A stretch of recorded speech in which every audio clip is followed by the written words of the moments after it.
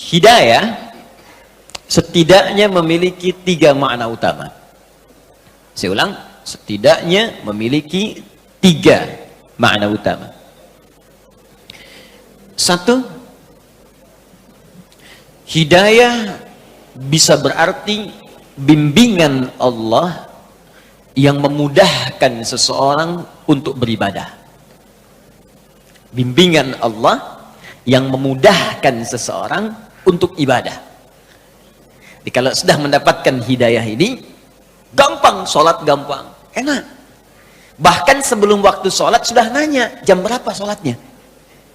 Ini kan subuh baru selesai tadi. Ada orang baru subuh, udah nanya isya pak. Padahal baru subuh, isya nanti jam berapa katanya. Sebaliknya kalau jauh dari hidayah, itu agak repot tuh. Jangankan azan, qomat pun belum tersentuh. Ujung waktu pun belum nanya. Tapi kalau masuk Ramadan, baru sahur nanya buka. Buka jam berapa, baru sahur. Jadi hidayah, jika sudah didapatkan oleh seorang hamba, maka dia akan memberikan kenikmatan untuk mengejar kemudahan dalam ibadah. Karena itulah ketika Allah menyebutkan hidayah diberikan pada orang takwa, pertama kali kalimat hidayah ya disebutkan dalam Al-Quran, ketika diberikan pada orang takwa, ciri orang takwa itu gemar ibadah. Itu ada di Quran surah kedua Al-Baqarah ayat 2 sampai ayat 4 itu ya. Dzalikal kitabu la raiba fi hudal lil muttaqin. Hudan itu jamak hidayah. Ya, semua isi Al-Qur'an jangan diragukan kandungannya. Maka Allah akan berikan hidayah, petunjuk kepada orang-orang takwa. Jadi kalau sudah mendapatkan hidayah itu, apa yang dilakukan orang ini? Maka pertama dia akan gemar menunaikan ibadah. Alladzina yu'minuna bil ghaib wa yuqimunas shalah. Maka meningkat keimanannya, dengan meningkatnya iman itu dia rajin menunaikan salat. Wa mimma razaqnahum yunfiqun, dia senang infak. Walladzina yu'minuna bima unzila ilaik, dia senang berinteraksi dengan apa yang diturunkan pada Nabi Muhammad, Al-Quran. Jadi kalau hidayah sudah datang, Allahu Akbar, salat rajin, jangankan fardu, sunnah diburu. Infak rajin, bahkan punya anggaran, hampir setiap hari dia cari ya. Bahkan dia siapkan bekerja itu bukan untuk jadi kaya pak. Kalau kaya biasa. Nabi itu dengan sahabat-sahabat yang pebisnis, pengusaha, pedagang, itu enteng pak. Mengatakan kaya itu bagi umatku biasa, kata Nabi. Di kaya itu bagi orang Islam itu mudah. Yang sulit itu mengelola kekayaan untuk dipertanggungjawabkan di hadapan Allah. Makanya sahabat Nabi yang berdagang itu sukses semua. Tapi tahukah Anda, ternyata motivasi mereka menjadi kaya itu bukan untuk mengumpulkan harta, tapi supaya bisa beramal dengan harta itu. Makanya ketika ada menawarkan surga seluas langit dan bumi, dan amalan pertamanya itu bisa infak, semua orang pengen kaya supaya bisa infak. Quran surah ketiga ayat 133 sampai 134. Ya, lihat kalimatnya, paling kanan sebelah atas di besar. Wasari'u ila maghfiratin min rabbikum wa jannatin 'arduha as-samawati wal ard u'iddat lil muttaqin. Bergegaslah Anda istighfar, koreksi diri. Jangan-jangan selama ini salah langkah.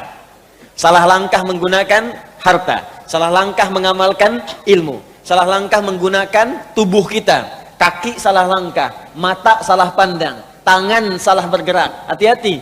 Ya, keluar masjid salah pakai sendal. Awas, hati-hati. Mata salah lihat, istri di bawah, yang dilihat istri orang. Ya, hati-hati. Salah, banyak yang salah. Kata Allah, koreksi diri sebelum tiba waktunya pulang. Dan berharaplah punya cita-cita saat pulang nanti, punya tempat yang bagus. Anda di dunia punya harapan, nanti saya kerja, beli rumah begini, punya mobil sekian, pakaian bagus. Itu kan semua kita tinggalkan. Makanya saat seorang meninggalkan dunia, meninggal dia, kalimatnya telah meninggal dunia. Artinya semua yang melekat pada tubuh dia itu ditinggalkan. Sekarang Anda mau pindah ke akhirat yang tempatnya lebih jauh. Jarak 1 hari perbedaannya sama dengan 1000 tahun. Masa kita ke sana nggak bawa bekal, kan nggak nyambung. Yang dekat saja butuh bekal, apalagi perjalanan yang jauh. Sekarang Allah balik, bekal kamu apa? Maka Allah tawarkan, kalau Anda ingin pulang, aku siapkan sebuah tempat di surga yang paling indah, yang luasnya seluas langit dan bumi. Silahkan Pak, mau maraton bebas, mau koprol silahkan, seluas langit dan bumi, nggak tahu ujungnya di mana. Lalu Anda katakan, saya pengen, ya Allah, apa amalannya? Ayat 134-nya, amalan pertama, amalan harta. Alladzina yunfiquna fis-sarai wad-dharra, yaitu orang yang gemar infak. Maka ketika ayat ini turun, sahabat tuh ngejar infak Pak. Infak tuh kan nggak mungkin dikerjakan kalau nggak ada yang diinfakkan. Makanya ada yang berusaha untuk dagang. Supaya apa? Bisa infak. Abdurrahman bin Auf itu sampai jadi orang paling kaya se-Madinah pada saat itu. Kapaknya terbuat dari emas, boleh jadi terkaya di dunia pada masa itu, boleh jadi. Itu apa yang paling bahagia ketika beliau dapatkan? Bukan saat hartanya ada Pak, tapi ketika sepertiga orang Madinah itu diinfaki oleh beliau, dibebaskan utangnya. Sepertiga orang Madinah, saya bebaskan utangnya. Abdurrahman bin Auf. Sepertiga lagi, saya utangi, saya berikan modal. Sepertiga lagi disantuni oleh beliau. Jadi semua orang Madinah dibantu oleh Abdurrahman bin Auf. Utsman bin Affan radhiyallahu taala anhu, infaknya abadi sampai sekarang. Sumur Yahudi dibeli oleh beliau. Yang tadinya setiap orang datang bayar, kata Utsman nggak usah, sekarang ambil aja kalau haus. Ada kebun kurma sekitarannya dibeli oleh Utsman, lapar ambil. Sampai sekarang itu masih ada, akan jadi pemukiman, setiap ada bagian dari situ disimpan di Bank Saudi, diinfakkan, disedekahkan atas nama Utsman bin Affan. Sudah 15 abad. Menantu Nabi, sahabat Nabi, orang yang paling dekat dengan Nabi, disebut pemalu. Bahkan malaikat Jibril datang kepada Nabi, kalau ada Utsman ikutan malu malaikat. Tuh. Masih bisa kerja untuk infak. Antum sahabat Nabi bukan, menantu juga bukan, malaikat turun belum tentu malu lihat antum. Sekarang antum masih pengen ngejar dunia, apa persiapan Anda untuk akhiratnya? Dan Anda merasa satu saat kita akan pulang, mungkin hari ini kita meninggal, apa persiapannya? Maka kalau sudah Allah berikan hidayah kepada kita, maka persiapan akhirat itu lebih mudah Pak. Enak gitu, mau bangun, mau tahajud seketika, bahkan bertanya, bahkan nyiapkan waktunya. Mau baca Quran, bahkan udah siap-siap, punya agenda. Sehari 1 juz, sehari 1 juz, 30 hari khatam. Saya mau tanya pada Bapak Ibu, siapa yang ingin ke surga angkat tangan? Masya Allah, yang surganya Firdaus, yang pengen bersama Nabi. Pertanyaan saya, untuk hari ini saja, berapa ayat yang telah Bapak Ibu agendakan untuk baca Quran ke surga itu? Cita-cita Firdaus bersama Nabi, baru 1 ayat, itu pun 1 huruf lagi, Shod. Di mana persiapan kita? 1 ini. Jadi pentingnya hidayah, pertama, hidayah bisa bermakna kemudahan untuk menunaikan ibadah. 2, hidayah bisa juga berarti perlindungan yang Allah berikan untuk membebaskan dari setiap kesulitan. Perlindungan yang Allah berikan untuk membebaskan dari setiap kesulitan. Saya seringkali istilahkan solusi dari persoalan yang kita alami. Walaupun tingkat kesulitannya paling tinggi. Bapak Ibu kalau hari Jumat itu ada 2 surah dalam hadis yang diisyaratkan untuk dibaca.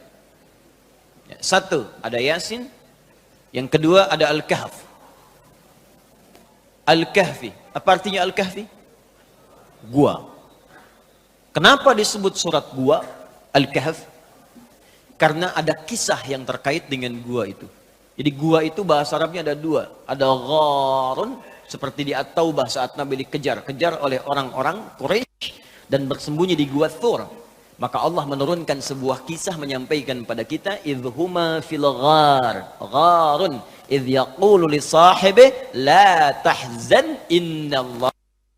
Nah, kalau Bapak Ibu misalnya ke Mekah, kemudian ke Jabal Nur itu, naik ke atas 700 meter ke atas itu, turun sedikit, itu nanti akan melihat di situ ada gua Hira, tulisannya Gharu Hira. Ya. Mudah-mudahan yang belum umrah atau haji bisa disegerakan ya. Ya, tidak cukup dengan amin, nabung. Dari sekarang, nabung, siapkan. Ya. Nah, 2, ada yang disebut kahfun, al-kahf. Kalau kahfun, itu dalamnya lebar, Pak.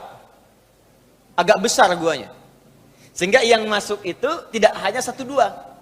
3 bisa masuk, 5 bisa masuk, 7 bisa masuk. Kenapa surah ke-18 ini disebut dengan Al-Kahfi? Kahfun, bukan gharun, karena di situ akan dikisahkan beberapa orang pemuda. Ada yang menyebut 5, ada yang menyebut 7. Artinya lebih daripada 1 dan 2. Mereka dikejar-kejar, terdapat kesulitan yang luar biasa, sedang punya problem, masalah. Bahkan masalah ini bisa berpengaruh kepada jiwa. Kalau bukan intimidasi, bisa dieksekusi. Dahsyat, Pak.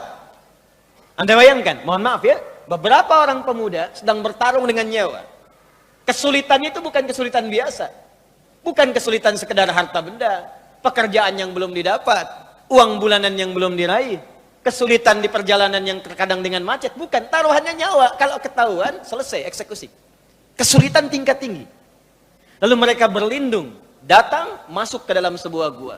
Tapi yang paling menarik, ketika Allah memberikan perlindungan kepada mereka, apa yang disebutkan oleh Allah yang menyertai perlindungan ini? Buka di ayat ke-13-nya, di paling kiri di pertengahan, surah ke-18. Innahum fityatun amanu bi rabbihim wazidnahum huda.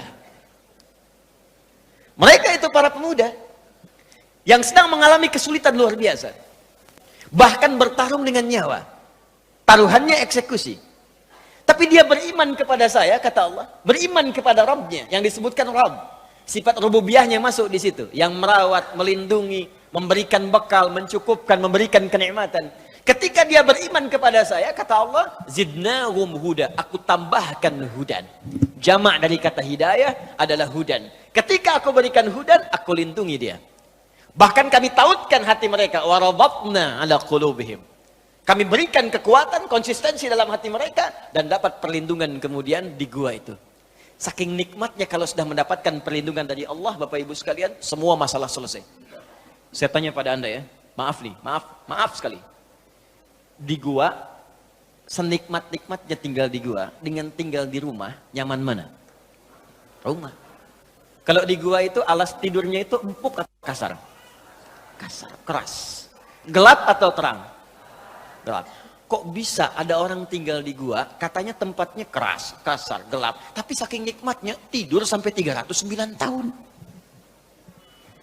Ada orang tinggal di rumah yang mewah, kasurnya empuk. Bahkan ada kasur itu untuk kesehatan.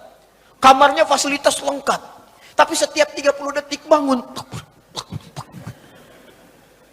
Disibukkan oleh kesulitan dirinya sendiri. Ini orang tinggal di gua. Tempatnya terlihat sempit. Keadaannya keras. Ya, gelap, tapi bisa nikmat tidur sampai 309 tahun, gak ada yang ganggu. Dan diatur oleh Allah semua. Makannya cukup, cahaya cukup, setiap bolak-balik cahaya matahari itu masuk di setiap sudut. Nikmat 309 tahun. Bisa enak aja bangun, kayaknya baru semalam kita tidur. Kalau hidayah Allah sudah datang, maka kenikmatan hidup itu akan tiba, solusi setiap masalah akan hadir, sekalipun Anda tinggal di tempat yang paling sempit, keadaan batas, tapi kalau hidayah sudah datang, maka semuanya akan terlihat mewah dan nyaman dalam kehidupan. Jadi hidayah, bagian kedua, jika kita sudah mendapatkannya dari Allah, maka dia bisa berwujud solusi dari setiap persoalan yang kita hadapi.